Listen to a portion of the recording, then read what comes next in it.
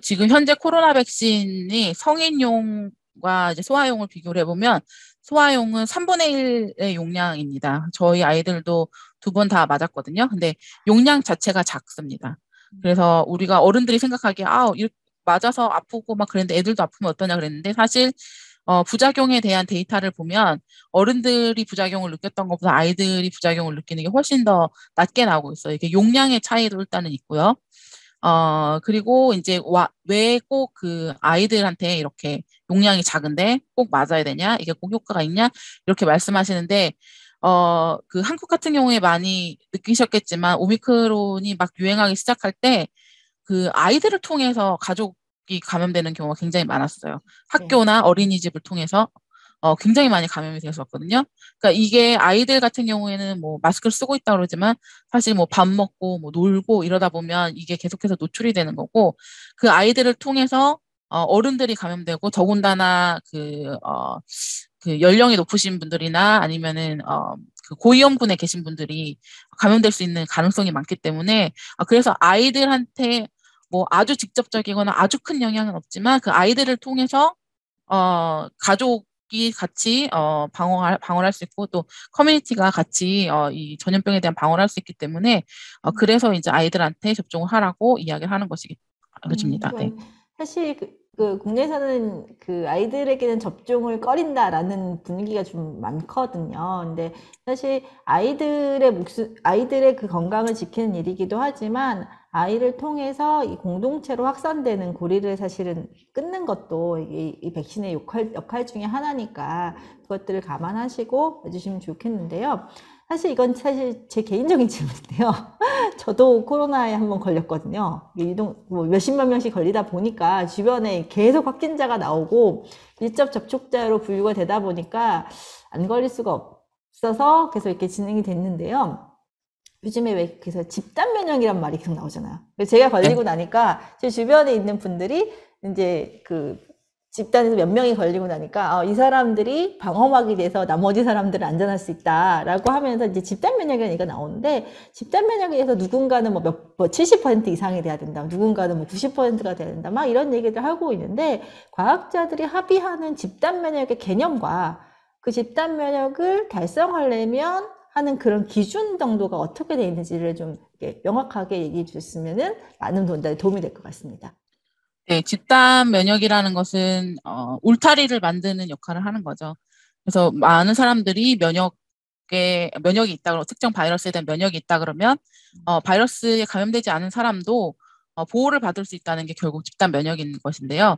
이 집단 면역은 사실은 바이러스의 특성에 따라서 달라집니다. 얼만큼 유행이 잘 되는지, 그리고 한 명이 감염시킬 수 있는 사람이 몇 명인지, 유행은 얼만큼 빨리 일어나는지에 대해서 계속해서 바뀔 수 있거든요. 근데 우리가 코로나가 처음 나왔을 때는 70%, 75%, 80%면 집단 면역을 이룰 수 있다고 우리가 호언장담을 했지만 이 코로나의 변이를 우리가 생각을 못했던 거죠. 그러니까 변이 속도가 빨라지면 빨라질수록 집단 면역을 이루기 훨씬 더 어렵고요. 그래서 우리가 백신을 지금 이렇게 오미크론이 유행함에도 불구하고 백신을 맞아야 되는 이유가 백신을 맞아서 어느 정도 면역이 일어나야지 변이가 일어날 수 있는 확률을 줄여줄 수 있거든요. 변이는 많은 사람들이 감염되면 그만큼 변이가 일어날 확률이 더 높아지기 때문에 감염되는 감염자 수를 줄이는 게 필요하기 때문에 백신을 부스터를 맞으셔서 이러한 그 바이러스가 많이 생성되는 그런 감염을 줄이고 변이를 이제 변이가 더 이상 많이 일어나지 않도록 하는 그런 게 가장 중요한 것이겠죠. 그래서 지금은 몇 퍼센트라고 장담하기 굉장히 힘들어요. 뭐 어저께 본 뉴스에서는 집단 면역은 없다, 막 이런 뉴스도 나오던데 그거는 네 변이에 따라서 지금 현재는 변이를 우리가 따라가지 못하는 상황이기 때문에 변이를 줄일 수 있는 방법으로 노력을 해야지 이 집단 면역이 이루어질 수 있을 거라고 보여집니다. 네. 그러면은 이제 걸렸다가 나은 사람들도 백신을 맞는 게 좋겠네요. 네, 미국에서는 걸렸다가 나은 사람도 백신을 맞으라고 이야기를 합니다. 변이가 또 어떤 종류의 그러니까 이제 요번에 이제 많이 이제 궁금하시는 게 하나가 뭐냐면 백신 부스터샷을 맞잖아요. 1차 맞고 2차 맞고 3차 또 요즘에 4차 접종까지 얘기가 나오고 있거든요. 그런데 매번 맞는 게 동일한 종류냐? 그러니까 그 바이러스에 대해서 동일한 종류를 계속 여러 번 맞는 거냐? 아니면 새로 맞을 때마다 이전에 나왔던 바이러스가 아닌 돌연 변이 혹은 또 다른 변이에 대한 것들이 추가돼서 맞는 거냐 이거 되게 궁금해하시거든요. 현재 어떻게 네. 진행이 되고 있나요? 현재 맞고 계신 거는 처음에 개발된 그 백신 똑같은 거를 계속 맞고 계시는 거고요. 중간에 이제 델타가 유행할 때 델타에 대한 백신을 만들었었고요. 그다음에 오미크론에 대한 백신도 만들었었는데 우리가 생각해 볼 게 새로운 백신을 만들어서 배포를 하려고 그러면 이 새로운 백신이 결국 효과가 기존 거랑 얼마큼 차이가 나느냐를 봐야 되겠죠. 왜냐하면 새로 생산 라인을 뚫어서 생산 라인을 두 개를 두고 생산을 해야 되기 때문에 이게 얼만큼 이익이 있냐를 보야 되는 건데 실제 델타도 그렇고 오미크론도 그렇고 기존의 백신과 막 드라마틱하게 이렇게 막 효과가 좋다라는 거는 나오지가 않았어요. 그렇게 결과가 나오지는 않았어요. 그래서 오미크론이 이렇게 유행하고 있는 가운데 지금 백신이 생산돼서 나오는 거는 이미 늦은 거죠.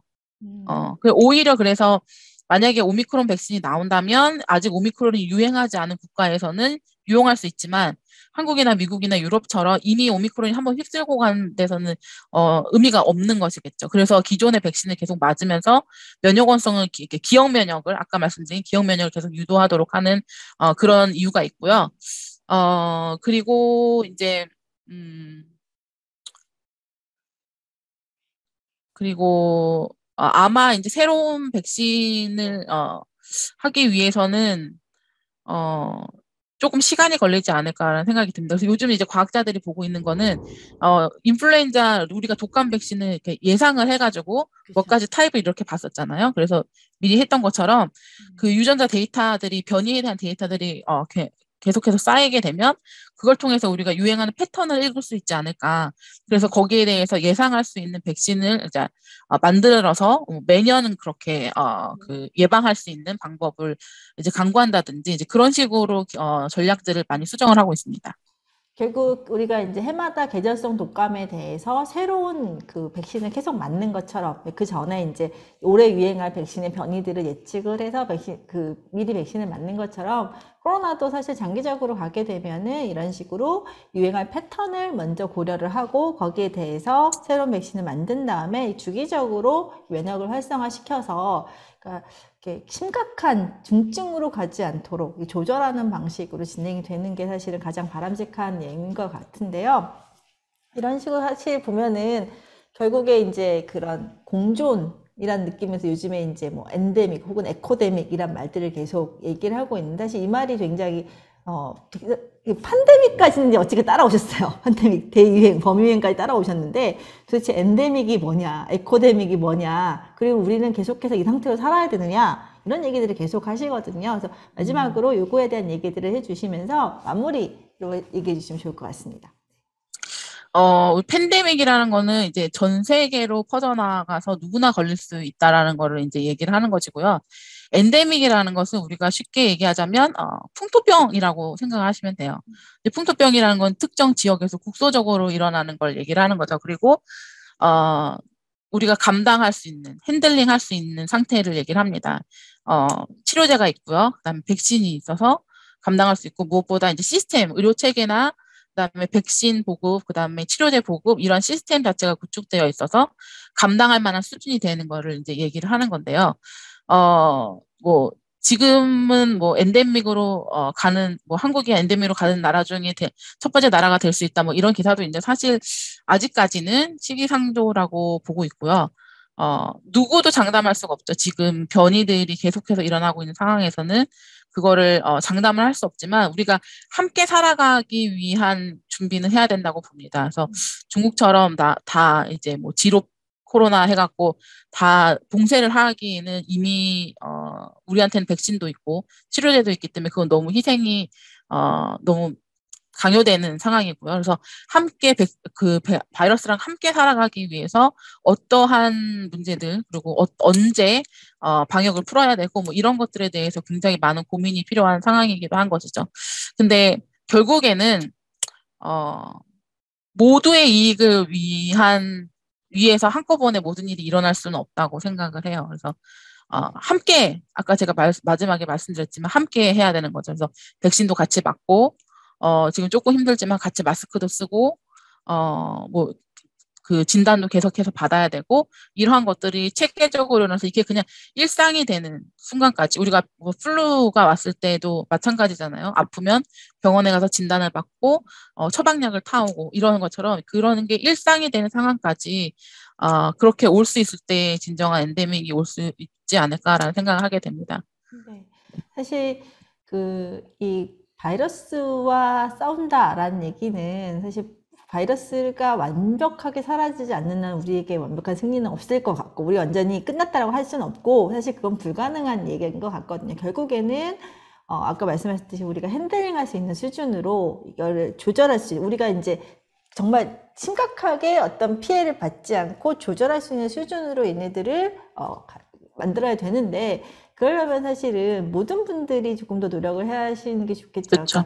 그러니까 연구자들은 지금 문혜진 박사님께서 연구자들은 이것에 대해서 치료제라든가 백신을 개발하는데 하고 있다면 그 치료제랑 백신이 어느 날 마술처럼 생기는 것이 아니니까 그것이 사람들이 조금 더 빨리 혹은 더 널리 보급될 수 있도록 혹은 그것이 자리 잡을 수 있도록 시간을 벌어주고 스스로를 이제 지키는 것, 나와 내 가족들을 지키는 것에 대한 행동들을 하는 것들이 이제 우리가 할 수 있는 일인 것 같은데요. 지금 사실은 아침부터 긴 시간 동안 하시느라 굉장히 피곤하실 텐데요.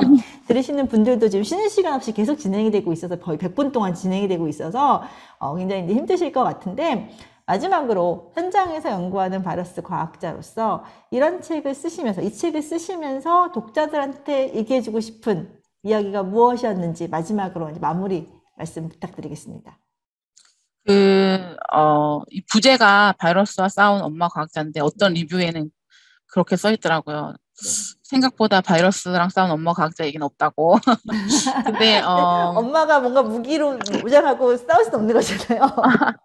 근데 사실 이제 그 책 표지에 보면 이렇게 영어로 써 있는 글씨가 있는데 그게 이제 제가 코로나 초반에 그 코로나 진단 때문에 제가 지원을 해가지고 맨날 아이들한테 이제 연구소 나가면서 엄마 코로나랑 싸우고 올게 막 이랬었거든요.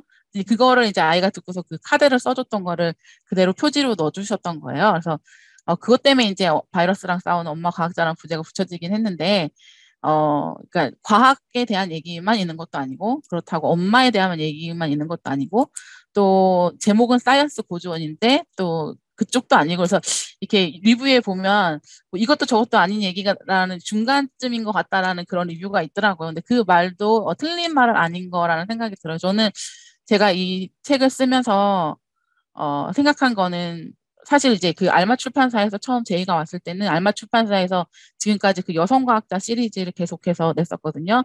랩걸이라는 책도 냈었고, 그다음에 뭐 아토믹 걸스 뭐 이런 식으로 그 여성과학자들에 대한 얘기가 책이 쭉 나왔는데 주로 이제 해외에 있는 과학자들 아니면 이제 역사를 되짚어서 오래전에 이제 연구하셨던 분들에 대한 이런 이야기들이 있었어요. 근데 그냥 평범하게 살아가는 사람에 대한 얘기가 별로 없더라고요. 그러니까 우리가 그 여성 과학자의 뭐 책 같은 거를 읽어보면 항상 위인전 같잖아요. 대단한 분들이고 뭐 대단한 업적을 이고 노벨상을 탄 사람들만 이렇게 책을 쓰는 것처럼 보이는데 그렇지 않아도 이렇게 일상에서 살아가는 그런 과학자의 모습, 뭐 때로는 엄마의 모습, 때로는 외국인의 모습, 그런 모습을 좀 이런 모습도 있다는 거를 그리고 이렇게 살아도 된다는 거를 좀 보여주고 싶었어요.